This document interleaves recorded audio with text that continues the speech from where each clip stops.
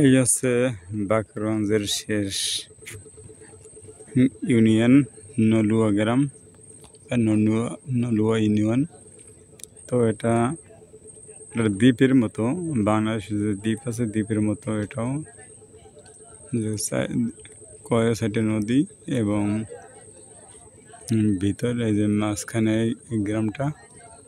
দেখুন এই জায়গায় একটা প্রাইমারি স্কুল ছিল, সেটা নদীতে ভেঙে গেছে। আর একটা এই যে এই জায়গাটা ভাঙতে আছে এবং ওই সাইডে আর পিছনে অনেক দূর ভেঙে গেছে, অনেক বাড়িঘর ভেঙে নদী চলে গেছে।